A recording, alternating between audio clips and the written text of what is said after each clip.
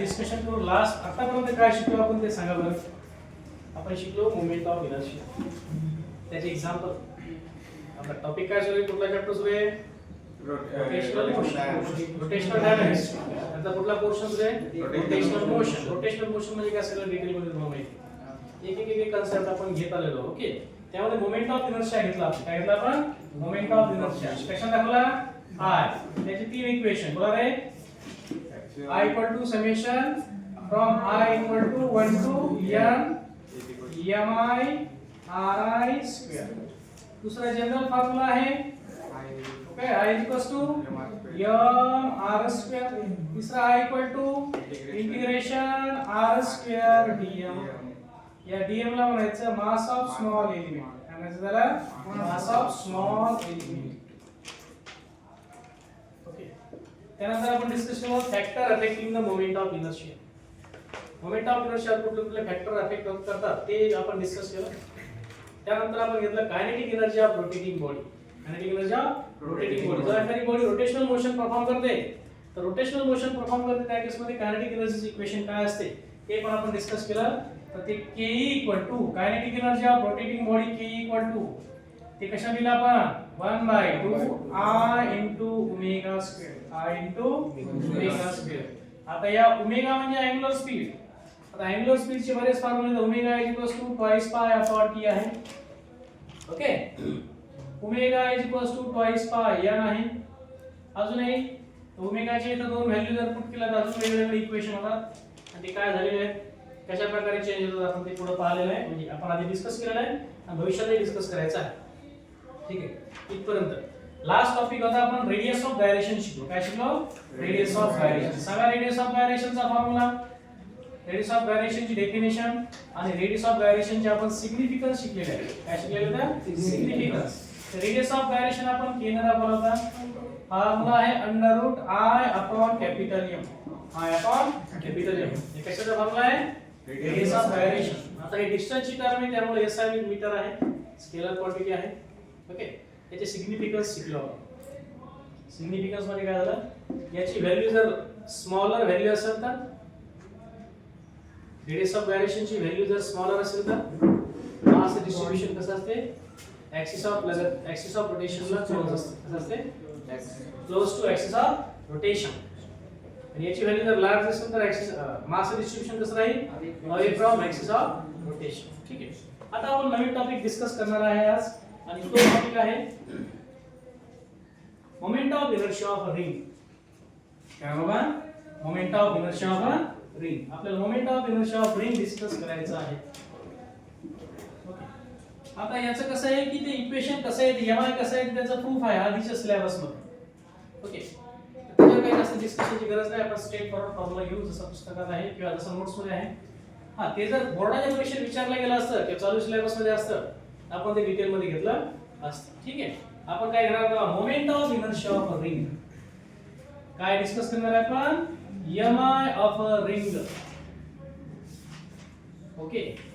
आता ring is a regular shaped object. Ring is a regular shaped object आहे. Ring हा regular शेपचा object आहे आणि तो प्लेन मध्ये येतो. कसा येतो? प्लेन मध्ये येतो. बरोबर का? आता जर चेक केलं तर रिंगचं जे टोटल मास आहे ते त्याच्या सर्कम्फरन्स वरती डिस्ट्रीब्यूट झालेलं आहे. बरोबर का? इथे जे सर्कम्फरन्स आहे रिंगचा ओके ना तिथंच त्याचा मास आहे. ओके. आणि रिंगला जर रोटेट केलं तर रोटेट कसा करू शकतो आपण? प्रायमरी लेवलवर ही गोल रिंग आहे त्याच्यामधून आपण एक ऍक्सिस पास करणार आणि त्याला रोटेट करणार. त्या ऍक्सिस कुठून चालला? तिच्या सेंटर मधून. कुठून चालला? तिच्या सेंटर मधून. कसा आहे? तिच्या प्लेनला परपेंडिक्युलर. प्लेन समजते ना? ओके. पहा मग आता एक रिंग घेतली आपण. काय घेतलं आपण? रिंग. ही रिंग आहे की नाही? ही काय आहे? रिंग आहे. या रिंगचा टोटल मास आहे कॅपिटल M. रिंगचा टोटल मास किती आहे? Capital M. आणि या रिंगची रेडियस आहे काय? R. रेडियस किती आहे? R आहे. ओके. हिचं मास आहे M आणि रेडियस आहे R. तर ही जी रिंग आहे या ऍक्सिस भोवती रोटेट होत आहे. कसा ऍक्सिस आहे? सेंटर मधून पास झाला आणि तिच्या प्लेनला कसा आहे? परपेंडिक्युलर आहे. पण इथं बोर्डवर दाखवता येते का? नाही. म्हणून हे मी वर दाखवलं. तो तिच्या प्लेनला अशी ती रोटेट होते. अशी ती रोटेट होते आणि हा ऍक्सिस खालून दाखवला. ही रिंग झाली. हे काय झाली? रिंग झाली. या ऍक्सिस भोवती रोटेट होत आहे. ऍक्सिस भोवती रोटेट होताना या रिंगचा मोमेंट ऑफ इनर्शिया. सिच्युएशन समजली का? ही रिंग आहे, तिच्या सेंटर मधून ऍक्सिस पास केला, तिच्या प्लेनला कसा आहे तो परपेंडिक्युलर आहे. सीन समजला? ठीक आहे. आता पहा एक्सप्लेनेशन मध्ये काय लिहिणार? ओके, काय लिहाव? Consider a ring. Consider a ring of mass. किती मास आहे बाबा? Of mass m and radius capital R. And the radius capital R is rotating. कशी रोटेट होत आहे? About the axis. Is rotating about axis. आता हा जो axis आहे, axis कुठून पास झाला? Passing through center. कुठून पास झाला तो? Passing through center. Okay. Perpendicular to its plane. Perpendicular to its plane. आता ही जी रिंग आहे, या रिंगचं जे टोटल मास आहे किती अंतरावर डिस्ट्रीब्यूट झालेला आहे? कळते ना? ऍक्सिस ऑफ रोटेशन किती अंतरावर आहे? r एवढ्या अंतरावर. जेवढी रेडियस आहे तेवढ्या अंतरापर्यंत ते डिस्ट्रीब्यूट झालेलं आहे. बरोबर का? त्या केस मध्ये सगळं सारख्या अंतरावर आहे. सगळं सारख्या अंतरावर. त्या केस मध्ये मोमेंट ऑफ इनर्शिया जर काढायचा असेल तर जनरल फॉर्म्युला लागू होतो. काय होतो? जनरल फॉर्म्युला लागू होतो. आणि त्याचा ऍक्च्युअली मॅथेमॅटिकल कॅल्क्युलस अप्लाय करून ते कॅल्क्युलेशन करून प्रूव्ह होते. सध्याची गरज नाही. ओके, इथे डायरेक्ट लिहितो. Therefore, mi of a ring, mi of ring about given axis. Given चा अर्थ काय कळलं? आपण जो सांगितलं तो काय सांगितलं? Axis passing through center, perpendicular to plane. त्याला म्हणलं इथे given axis is given by. त्याला दाखवलं मी I ना. कशा दाखवलं? I. मोमेंट ऑफ इनर्शिया साठी I सिम्बॉल आहे. आणि त्याचा product of mass and square of the distance from axis of rotation. Square of the distance from axis of rotation. Mass किती आहे? m आहे. ऍक्सिस ऑफ रोटेशन पासूनचं त्या रिंगचं distance किती आहे? r आहे. r म्हणजे रेडियस, पण तिथे डिस्टन्स हे होऊन आलं. ते काय होणार? डिस्टन्स होऊन आलं त्याचा स्क्वेअर. तर हे झालं moment of inertia of ring. I equal to mr square. बोला, I equal to mr square. आता हे विसरायचं नाही. हे इक्वेशन विसरायचं नाही. रिंगचा मोमेंट ऑफ इनर्शिया काय आहे? I equal to mr square. m म्हणजे मास, r म्हणजे इथं रेडियस वाढली. r म्हणजे काय असते? इथे वाढली रेडियस. जनरली r म्हणजे डिस्टन्स आहे, perpendicular distance from axis of rotation. पण या केस मध्ये ते बाय डिफॉल्ट रेडियस येऊन राहिलं. काय होणार?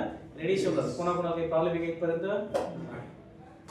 ठीक आहे, लक्ष द्या. आता रेडियस ऑफ गायरेशन घ्या. Radius of gyration of a ring about given axis. आता given axis साठी आपल्याला रेडियस ऑफ गायरेशन काढायचं आहे. रेडियस ऑफ गायरेशनचा जनरल फॉर्म्युला काय आहे? k इक्वल टू, बोला रे, k equal to under root काय ते I अपॉन m. हा झाला जनरल फॉर्म्युला.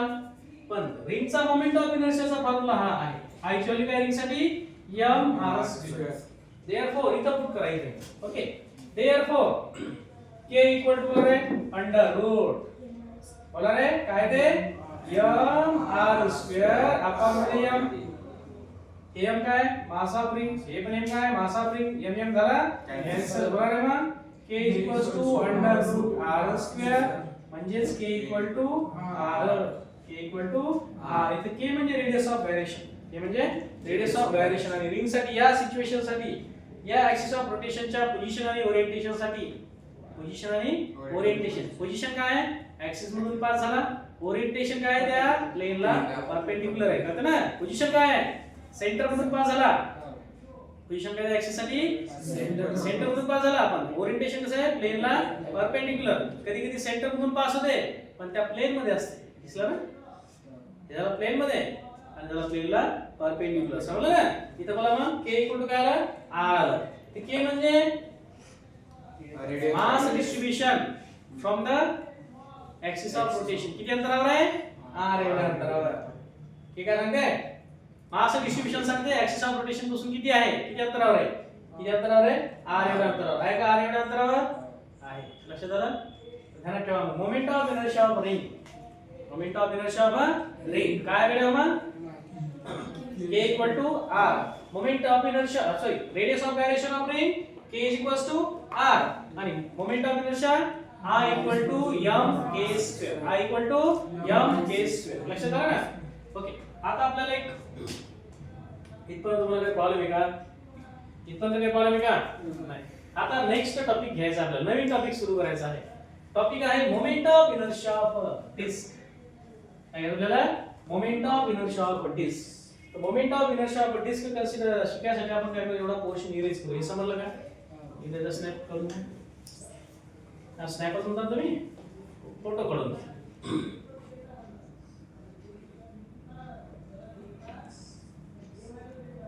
स्नॅप म्हणता ना ठीक आहे का फोटो म्हणता स्नॅपचॅट काय वगैरे म्हणू ना चला आता काय घ्यायचं आपल्याला moment of inertia of disc calculate करायचा आहे आता moment of inertia of disc आपल्याला कॅल्क्युलेट करायचा आहे त्याचं प्रूफ दिलेलं आहे जसं आता आपण डिस्क आधी प्रूफ काढणार आहे या मोमेंट ऑफ इनर्शिया ज्या पद्धतीने काढणार आहे त्या पद्धतीने रिंगचा पण काढलेला आहे आधी कुठे सिलेबस मध्ये जुन्या सिलेबस मध्ये ओके ते पण ते पण आधी शिकवायचं मी आधी शिकवलेलं आहे त्याची काही डायरेक्ट ऍप्लिकेशन असेल त्यामुळे त्याचं काही तेवढं हे नाही पण ती कसं कन्सेप्ट आहे आपल्याला पाहायची आता आपण घेऊ डिस्क काढू डिस्क म्हणजे काय आहे सर्क्युलर प्लेट डिस्क म्हणजे काय सर्क्युलर प्लेट तर सर्क्युलर प्लेट म्हणजे डिस्क साठी आपल्याला मोमेंट ऑफ इनर्शिया काढायचा काय काढायचं आपल्याला मोमेंट ऑफ इनर्शिया काढायचा आहे चला बोला काय काढायचं आता mi ऑफ डिस्क काढायचा आहे आता mi ऑफ डिस्क काढायचा आहे ओके एक्सप्लेनेशन मध्ये पहा काय म्हणणार डिस्कचा mi काढायचा आहे तर एक डिस्क घेतली हे डिस्क म्हणजे सर्क्युलर प्लेट म्हणजे त्याला काय म्हणलं आपण डिस्क म्हणलं दिसलं अशी ती गोल आहे ओके तिला मी काय करत आहे एक ऍक्सिस घेतला तिच्या सेंटर मधून पास केला इमॅजिन केला आणि तो तिच्या प्लेनला कसा आहे परपेंडिक्युलर आहे लक्ष द्या आता ही ते डिस्क इथे डिस्क आहे हा झाला त्याचा सेंटर ऍक्सिस कसा आहे सेंटर मधून चालला तिच्या प्लेनला कसा आहे परपेंडिक्युलर आहे म्हणजे तो असा दाखवत आहे कारण आपल्या बोर्ड वर दाखवत अशा प्रकारचा दिसला ना ठीक आहे तुमचा ऍक्सिस आहे कुठून गेला बघा तो passing through centre perpendicular to plane तिच्या प्लेनला परपेंडिक्युलर आहे कळलं ना आता लक्ष द्या या डिस्कची जी टोटल रेडियस आहे ती आहे r किती आहे बाबा r आणि या डिस्कचं जे टोटल मास आहे ते आहे m डिस्क या ऍक्सिस भोवती रोटेट होत आहे पॉइंट O मधून 5 पॉइंट O मधून 5 म्हणजे ऍक्सिस पॉइंट O मधून 5 झालं ठीक आहे ऍक्सिस ची पोझिशन काय सेंटर मधून गेला ओरिएंटेशन काय तिच्या प्लेनला परपेंडिक्युलर कोणाच्या प्लेनला परपेंडिक्युलर डिस्कच्या प्लेनला परपेंडिक्युलर ओके चला पहा आता पहिला पॉइंट गेलेला consider a disc of mass m काय लो ऑफ मास m आणि and radius capital R is rotating काय होता है रोटेट होता है about an axis कोणी बोलते का about an axis passing through pointer passing through its center मधून पास होता है and बोला ना पुढे perpendicular to plane तिच्या प्लेनला परपेंडिक्युलर आहे हे झालं पहिलं जनरल डिस्क्रिप्शन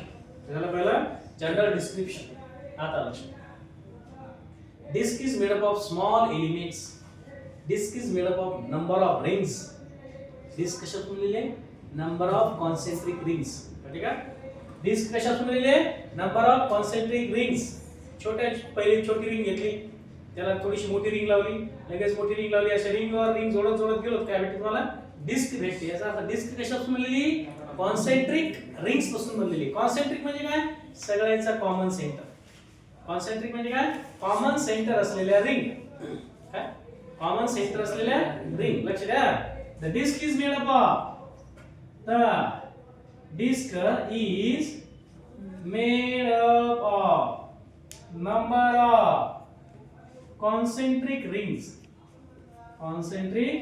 रिंग्स पासून ती बनलेली आहे.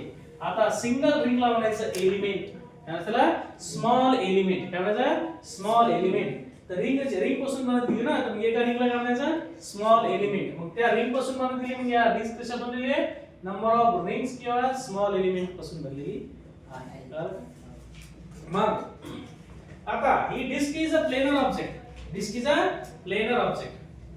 आता प्लेनर ऑब्जेक्टची जी डेन्सिटी असते ती असते मास पर युनिट एरिया. काय असते, mass per unit area. Okay, आपण ते डिस्कस केलेले ऍक्च्युअली वहीत लिहिले ना. द इथं आता पहिले ऍक्च्युअली लिहा, तुम्ही नंतर लिहा, ठीक आहे. Mass per unit area is given by, काय असते बाबा मास पर युनिट एरिया म्हणजे त्याला म्हणलं mass per unit area, density concept. कशाची कन्सेप्ट आहे, डेन्सिटी. आणि मास पर युनिट एरिया आपण डिस्कस केलं सिग्मा. कशाने दिलेले sigma. Sigma is equals to mass upon area. Mass upon area. आता ही प्लेनर ऑब्जेक्ट आहे म्हणून एरिया घेतला. ते जर 3D ऑब्जेक्ट असता तर व्हॉल्यूम घेतला असता, लिनियर ऑब्जेक्ट असता तर लेंथ घेतला असता, बरोबर का. मग तुमची डिस्क आहे जे डेन्सिटी आहे मास पर युनिट लेंथ आहे, sigma is equals to mass upon area. Mass दाखवलं कॅपिटल एम, इथे लिहितो पुन्हा. Sigma is equals to mass दाखवलं कॅपिटल एम आणि हिचा एरिया आहे पाय आर स्क्वेअर. काय पाय आर स्क्वेअर. ओके, इक्वेशन कोणाला कळलं का. कळते ना, हे प्लेनर ऑब्जेक्ट असल्यामुळे याचं आहे ते मास पर युनिट लेंथ मध्ये डेन्सिटी. डेन्सिटी कशी मोजली जाते, मास पर युनिट लेंथ. आपल्याला आता ही गरज काय असेल, पुढे गरज आहे लागणार आहे म्हणून आतापासूनच लिहून टाकलं. ओके, आता ही जी डिस्क आहे, disc is made up of number of small rings, concentric ring. त्यापैकी एक रिंग कन्सिडर करतो. दिसली का ही रिंग, त्यापैकी एक रिंग कन्सिडर केली मी. दिसली का रिंग, थोडी झूम करून दाखवलेली आहे. एवढी काय असणार आहे का ती नाही, पण आपण झूम करून दाखवलं समजायसाठी. एक रिंग कन्सिडर केली, दिसली का रिंग. काय करताय मी, एक रिंग कन्सिडर करत आहे, ज्या रिंग पासून ही तुमची डिस्क बनलेली आहे. ओके, त्यापैकी कुठली तरी एक रिंग घेतली मी. आता ही जी रिंग आहे, या रिंगची जे विड्थ आहे, विड्थ म्हणजे जाडी, रुंदी. ओके ओके, किती आहे बाबा ती, dr एवढी आहे. किती आहे, dr एवढी आहे. हिची जी रेडियस आहे ती स्मॉल r एवढी आहे. कळलं का. सांगा dr म्हणजे काय, width of ring. Small dr म्हणजे काय, विड्थ ऑफ रिंग. ओके, आता हे झाली विड्थ. ही तुमची रिंग आहे जी आपण कन्सिडर केलेली आहे. समजून आलं का, समजून आलं रे. ओके, ही रिंग आहे. किती जाड आहे बाबा, dr. आणि या रिंगचं जे मास आहे ते dm आहे. रिंगचं जे मास आहे ते किती आहे, dm आहे, कारण तो स्मॉल एलिमेंट आहे. कुठला तरी बारीक रिंग आहे त्यामध्ये त्याचा मासही कमी असणार आहे. ओके, इथे लिहा consider a small ring. काय घेतले मी आता, स्मॉल रिंग ऑफ width, किती आहे बाबा width, dr. रेडियस किती दाखवली त्याची, r. and mass m, mass dm. त्याचा मास किती आहे, dm आहे. as shown in फिगर मध्ये दाखवल्याप्रमाणे, as shown in फिगर मध्ये दाखवल्याप्रमाणे. इथपर्यंत मला काही प्रॉब्लेम आहे का. या ऍक्सिस साठी आपल्याला मोमेंट ऑफ इनर्शिया काढायचा डिस्कचा, तर तो त्याची लीगल मेथड काय आहे, रिअल मेथड काय, त्या मेथडनं काढता आहे एकच आहे. तसं सगळ्या ऑब्जेक्ट साठी तशा प्रकारे काढायचा प्रूफ आहे, बरोबर का. त्यापैकी आपण एकच घेणार, बाकीचे ऍज इट इज घेणार. बाकीचे काय करणार आपण, ऍज इट इज घेणार. लक्ष द्या, इथपर्यंत समजलं ना. मग आता आपल्याला करायचं मास. काय करायचं आहे, मास of ring. Mass of ring काढायचा. ओके, पण या रिंगला पण तो कन्सेप्ट लागू होणार होता.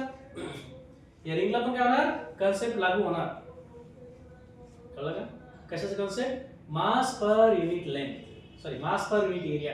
मास पर युनिट एरिया. लक्ष द्या. Therefore, mass per unit area of given ring म्हणजे जे आपण कन्सिडर केली ती रिंग काय असणार बाबा, सिग्माची व्हॅल्यू बदलणार का नाही. या रिंग त्या डिस्कच्या ना डेन्सिटी व्हॅल्यू बदलत असते का. ओके, ओके, तर मास पर युनिट या डिस्क साठी किंवा याच्या एलिमेंट साठी बदलत नाही. मग हे फॉर्म्युला तोच आहे, याची कॅल्क्युलेशन केलं तरी तेच येते आणि रिंग साठी जरी कॅल्क्युलेशन केलं तरी व्हॅल्यू तीच येणार. क्लियर आहे? ओके, मग बघा sigma is equals to mass किती रे बाबा dm अपॉन मध्ये एरिया ऑफ दॅट रिंग. आता रिंगचा एरिया काढायचा आहे. ती जर तुम्ही इमॅजिन केलं तर ती जर रिंग अशी आहे सर्कल, त्याला जर कट केलं तर ती कशी रिबन होते. रिबन म्हणजे पट्टी. रिबन म्हणजे काय? पट्टी. आणि ती येते रेक्टँग्युलर शेपची. कशी येते? रेक्टँग्युलर शेपची. कळते ना? मग रेक्टँग्युलर शेपची जर ही जर याला असं काढलं कट केलं तर रेक्टँग्युलर शेपची पट्टी आहे, तर त्या पट्टीची लांबी किती होईल? त्या पट्टीचा एरिया काढायचा आपल्याला. पट्टीचा काय करायचं आपल्याला? एरिया काढायचा आहे, बरोबर का? मग त्या पट्टीचा एरिया काढायचा आहे म्हणजे त्या रेक्टँग्युलर प्लेटचा एरिया काढायचा आहे. तर रेक्टँगलचा एरिया काय असते? लांबी गुणिले रुंदी. या केस मध्ये याची लांबी किती असेल? सर्कम्फरन्स. त्या रिंगचा सर्कम्फरन्स म्हणजे त्या पट्टीची लांबी, ते येते ट्वाइस पाय आर एवढी. आणि रुंदी किती? dr. रुंदी किती? dr. बरोबर का? देयरफॉर तिची लांबी झाली ट्वाइस पाय आर इनटू तिची रुंदी झाली dr इनटू तिची रुंदी किती झाली? dr. बरोबर का? देयरफॉर हे सगळं उचललं इकडे आलं. इकडे कोण आहे? dm म्हणजे तिचं मास. हे म्हणजे या रिंगचं mass. dm is equal to sigma into बोला twice pi r into dr. Sigma into twice pi r into dr. हे झालं या रिंगचं मास dm. रिंगचं mass dm. कळलं का? इक्वेशन किती आहे? 2. इक्वेशन किती? 2. रिंगचं मास किती आहे? dm आहे. रिंगची रेडियस किती आहे? r आहे. Small r. किती आहे? Small r. मग या रिंग साठी या ऍक्सिस भोवती मोमेंट ऑफ इनर्शिया किती? ओके, आता या रिंग साठी हा जो ऍक्सिस आहे त्या रिंगच्या सेंटर मधून पास झाला आणि तिच्या प्लेनला परपेंडिक्युलर आहे. बरोबर का? आता 2-4 मिनिटं आधी आपण तिथे काढला तर moment of inertia of ring. बरोबर का? तसं moment of inertia of this ring is given bye. लक्ष द्या. बरोबर आहे? काय घ्यायचं आपल्याला? mi of ring. mi of small element. So small element or given ring is तो दाखवला I suffix r. I suffix r. I म्हणजे moment of inertia, suffix r म्हणजे त्या रिंगचा मोमेंट ऑफ इनर्शिया. आणि रिंगचा मोमेंट ऑफ इनर्शिया या axis साठी आपण घेतलेलं आहे जनरल फॉर्म्युला काय आहे? Mass into square of radius. आता आला ना? आपण रिंगचा काढला ना? काय काढला रिंगचा? I is equals to m r square. इथं रेडियस r आहे. मास किती आहे? m आहे. पण या रिंग साठी हिचा मास किती आहे? dm आहे. हिची रेडियस किती आहे? r आहे. कसं लिहिणार मग? Mass into square of radius. Mass into square of radius किती आहे? dm into r square. किती आहे? dm into r square. कोणाला समजलं? हे ते इक्वेशन एकच आहे. हे ते इक्वेशन एकच आहे. आता लक्षात. आता या रिंगचा मोमेंट ऑफ इनर्शिया काढला आपण. या रिंगचा काय काढला? मोमेंट ऑफ इनर्शिया काढला. किती आहे? I suffix r equal to dm into r square. dm into r square. बरोबर आहे? आता मला सांगा, एका रिंगचा काढला तर सेंटर पासून ते या बाहेरच्या पेज पर्यंत जेवढ्या रिंग असतील त्या सगळ्याचा जर आपण mi काढला, बाय डिफॉल्ट कोणाचा mi भेटायला आला? डिस्क. कोणाचा भेटायला? डिस्कचा. समजलं ना? मग पहिले काय करू आपण? आता या डिस्कचा mi काढण्यासाठी आपण काय करणार? सेंटर पासून ते इथपर्यंतच्या जेवढ्या रिंग आहेत त्या सगळ्याचा आपण mi काढणार. पण या रिंग कशा आहेत? कंटिन्यूअस आहेत. कशा आहेत? कंटिन्यूअस आहेत. तर मास डिस्ट्रीब्युशन पण कसं आहे? कंटिन्यूअस आहे. त्यामुळे या इक्वेशनला आपण काय करणार? इंटिग्रेट करणार. काय करणार? इंटिग्रेट करणार. या इक्वेशनला इंटिग्रेट केलं मग काय मिळणार? Moment of inertia of disc. पण इंटिग्रेट कुठून करणार? आता ही रेडियस वाढत चालणार. सुरुवातीला रेडियस किती असेल? 0. सुरुवातीला रेडियस किती असेल? 0. ही रेडियस अशी वाढत जशा रिंग वाढत चालल्या कुठे चालल्या तशी इथपर्यंत रेडियस वाढत चालणार. या रेडियसची व्हॅल्यू सुरुवातीला 0. आता हा फायनल रिंग असेल तर त्या केस मध्ये या रेडियस एवढी किती असेल? या रेडियस एवढी. बरोबर का? लिमिट लागलं. या r ची व्हॅल्यू कुठून घेणार? 0 पासून ते r ची व्हॅल्यू कुठपर्यंत घेणार? r पर्यंत. कारण रेडियस वाढत चालली ना, 0 पासून रेडियस वाढत चालली तर कॅपिटल R पर्यंत. ओके, तर तिथे लिमिट आहे लागणार. काय लागणार? लिमिट लागणार. आता लक्ष द्या. therefore mi of whole disk काय शब्द दिला mi of whole disc can be calculated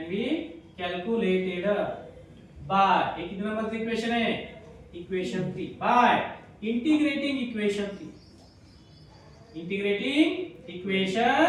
3 okay within a limit okay parva r equal to 0 to r equal to capital R काऊन रेडियस वाला चालले 0 पासून ते r पर्यंत मग लिमिट काय केलं छोटा r equal to 0 ते छोटा r equal to capital R therefore लिहिताना कसं लिहिलं जाते पाठ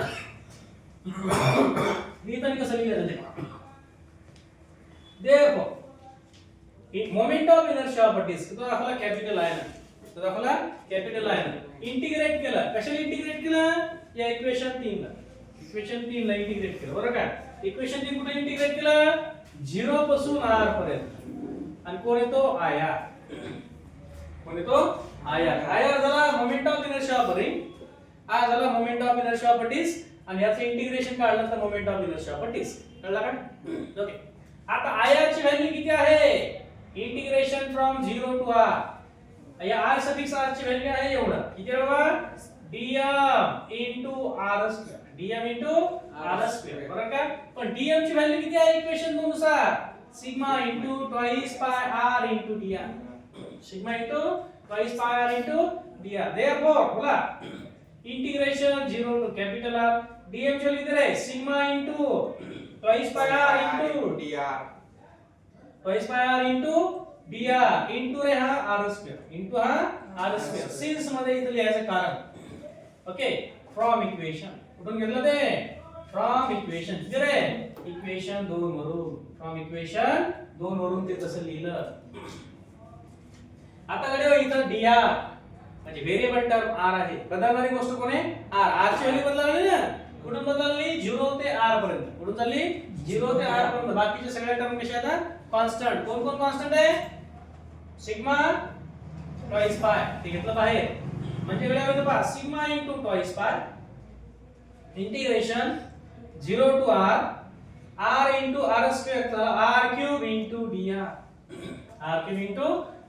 कोणाकोणाला ते प्रॉब्लेम आहे का समजलं ना आता या केस मध्ये आपल्याला इंटिग्रेशनचा जनरल फॉर्म्युला आहे इंटिग्रेशनचा जनरल काय फॉर्म्युला आहे integration x dx integration x चा पॉवर n dx असेल याचे इंटिग्रेशन कसं करतात x चा पॉवर 1 ने वाढवा म्हणजे x चा power n + 1 divided by n + 1 असं त्याचं इंटिग्रेशन लिखते बरोबर का तसे इथे कोण आहे इंटिग्रेशन r चा पॉवर 3 इथे 3 आहे r चा पॉवर r * r चा पॉवर 3 r चा पॉवर किती होईल 4 3 + 1 4 मध्ये 4 म्हणजे काय आले फॉर्म्युला सिग्मा इनटू ट्वाइस पाय इनटू याचं इंटिग्रेशन तिकडे हो r चा पॉवर 4 भागिले 4 r चा पॉवर 4 भागिले 4 lower limit 0 upper limit capital R lower limit 0 upper limit capital R therefore आता इथं upper limit minus lower limit आता इथं जो r आहे त्या r चा पहिले अपर लिमिट पुट करा मायनस करा पुन्हा लोअर लिमिट पुट करून पुन्हा इक्वेशन लिहा तर लोअर लिमिट किती आहे 0 पुट करायची गरज म्हणजे कोण राहिला होता अपर लिमिट बोला म्हणा therefore sigma into twice pi into capital R चा पॉवर 4 भागिले 4 r चा पॉवर 4 भागिले 4 ओके हे झालं मोमेंट ऑफ इनर्शिया इथपर्यंत आपण सॉल्व करत आलो ऍक्च्युअली हे मोमेंट ऑफ इनर्शिया आपण डिस्कस आहे पण या केस मध्ये हा जो सिग्मा आहे या सिग्माचं इक्वेशन r च्या टर्म मध्ये आहे काय मास ऑफ डिस्क अपॉन मध्ये पाय r² mass of disk upon मध्ये पाय r² therefore I equal to इथे लिहितो बघा काय mass of disc into pi r² into twice pi into r चा पॉवर 4 upon 4 ओके लक्ष द्या इथंचा पाय कटला बे दोन्ही 4 कटला इथंचा r चा पॉवर 2 इथंचा r चा पॉवर 2 कटला मग फायनल करायला I equal to फायनल करायला इथं राहिला m इथं राहिला r² इथं राहिला आपण मध्ये 2 म्हणजे mr² मध्ये 2. कधी कधी ते असं लिहितात I = 1/2 mr². 1/2 mr². कळलं?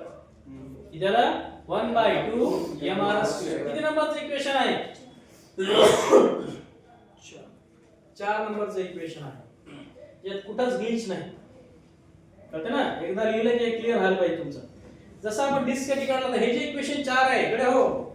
इक्वेशन 4 गिव्स इक्वेशन 4 काय देते? Equation 4 gives mi of a ring. mi of ring about okay axis कुठून चालला तो? Passing through.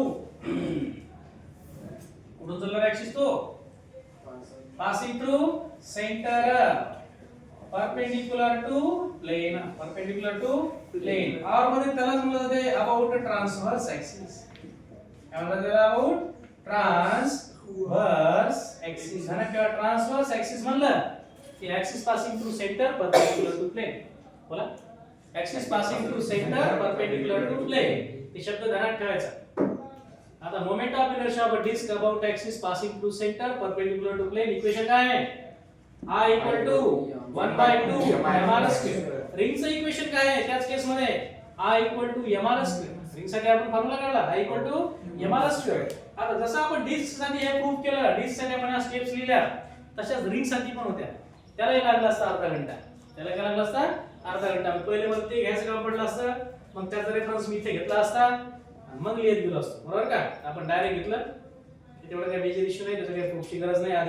आधीच्या बोर्डच्या पेपरला हे सगळं विचारायचे म्हणून तिथं होतं, याची गरज नाही. आपण बोर्डच्या पेपरमध्ये असं एवढ्याला मी कर घेणार नाही. मेन जे स्ट्रेस ओरिएंटेड गोष्ट असतात तेच काय काय काय स्ट्रेस ओरिएंटेड गोष्टी म्हणजे काही लॉज, काही स्टेटमेंट्स, काही न्यूमेरिकल्स. आणि याचा रेफरन्स घेऊन तुम्हाला ऑब्जेक्टिव्ह मध्ये प्रश्न येऊ शकतात. ऑब्जेक्टिव्ह मध्ये प्रश्न येऊ शकतात. ऑब्जेक्टिव्ह मध्ये प्रश्न येऊ शकतात. मोमेंट ऑफ इनर्शिया दिसला का? आता या ऍक्सिस भोवती डिस्कचा आपला रेडियस ऑफ गायरेशन काढायचं आहे. काय काढायचं आहे? डिस्कचं रेडियस ऑफ गायरेशन. ओके चला इथे लिहा रेडियस ऑफ गायरेशन. काय तो radius of gyration. Radius of gyration काढायचं आहे. कशात दाखवतो radius of gyration? Capital K. Okay therefore capital K equal to बोला रे के चा फॉर्म्युला काय? √I/m. √I/m. आता I म्हणजे मोमेंट ऑफ इनर्शिया. इथं डिस्क साठी I ची व्हॅल्यू किती आहे? 1/2 mr². किती आहे? 1/2 mr². इथं पुट करा म्हणजे काय आहे सांगा बरं.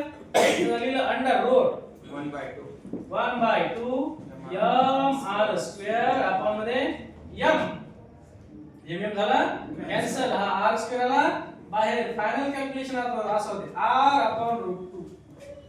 r/√2 लक्ष द्या. r/√2. तर ऍक्सिस ऑफ रोटेशन पासूनच तेवढ्या अंतरावर तुमचं टोटल मास डिस्ट्रीब्यूशन आहे.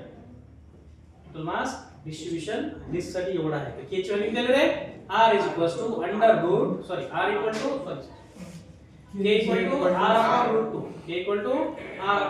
काय काय पुस्तकात त्याची व्हॅल्यू पण देतात. हा पहिले √2 ची व्हॅल्यू काढायची, त्याचा रेसिप्रोकल काढायचा, इथं काहीतरी लिहिलेलं असेल असं 0.7071 * r.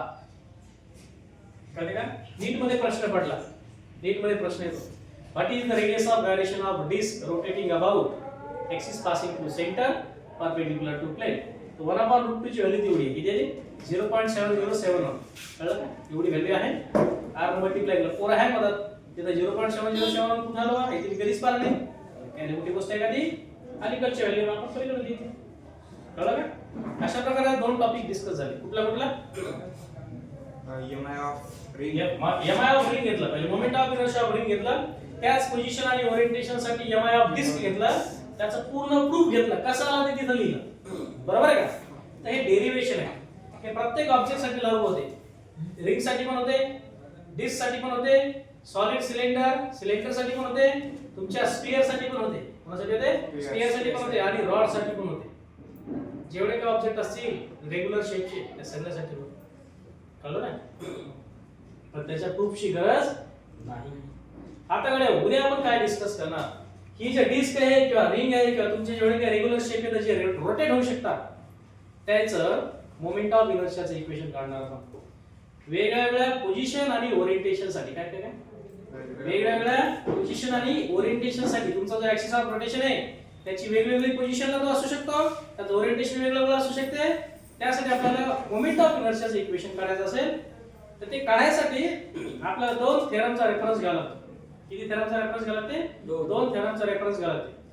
आणि ते थेरम आहे parallel axis theorem, perpendicular axis theorem. काय काय काय parallel axis theorem, perpendicular axis theorem, हे दोन ऍक्सिसचा थेरम रेफरन्स घेऊन मग आपल्याला ईएमआय काढायचा आहे. म्हणजे ते ऍप्लिकेशन्स आहेत कोणाचे, परपेंडिक्युलर ऍक्सिस थेरम आणि पॅरलल ऍक्सिस थेरम असे दोन थेरम आहेत, त्याचे ऍप्लिकेशन्स घ्यायचे आहेत.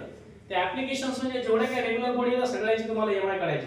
काय काढायचे तर ईएमआय काढायचे, मोमेंट ऑफ इनर्शिया काढायचे ऍक्सिस ऑफ रोटेशनच्या वेगवेगळ्या पोझिशन आणि ओरिएंटेशन्स साठी. कळलं का? एक्झाम्पल सांगतो. हा रॉड आहे, हा 3 युनिफॉर्म रॉड आहे. एकदा ऍक्सिस लेंथला परपेंडिक्युलर आहे, सेंटर मधून पास झाला, मग तुम्ही असं रोटेट करून राहिले तेव्हा मोमेंट ऑफ इनर्शिया किती, बरोबर का? हा ऍक्सिस घेतला, एका एंड मधून पास केला पण लेंथला परपेंडिक्युलर आहे, मग तो असा रोटेट होणार, कळते ना? त्या केस मध्ये मोमेंट ऑफ इनर्शिया काय आहे? किंवा ऍक्सिस असा कुठल्याही रॅन्डम पॉइंट मधून पास झाला, बरोबर का, पण लेंथला परपेंडिक्युलर आहे, त्यावेळेस तुम्हाला मोमेंट ऑफ इनर्शिया काढायचा आहे. कळालं का काय बोलतो ते? मग कधी कधी ऍक्सिस असा पण असू शकतो, सेंट्रल ऍक्सिस मधून पास झाला, कळते ना? त्या ऍक्सिस भोवती तुम्हाला मोमेंट ऑफ इनर्शिया काढावं लागणार. हे झालं वेगवेगळ्या पोझिशन आणि ओरिएंटेशन. पोझिशन आणि ओरिएंटेशन, एकदा परपेंडिक्युलर आहे, एकदा लेंथला पॅरलल आहे किंवा इन द प्लेन आहे, कळते ना? या गोष्टी आपण डिस्कस करणार उद्याच्या लेक्चर मध्ये. याच्यात कोणाला काही डाऊट आहे का? ते ऍज इट इज लिहून काढायचं ते पण पूर्ण, ठीक आहे? उद्या आपण नवीन टॉपिक डिस्कस करू, ठीक आहे?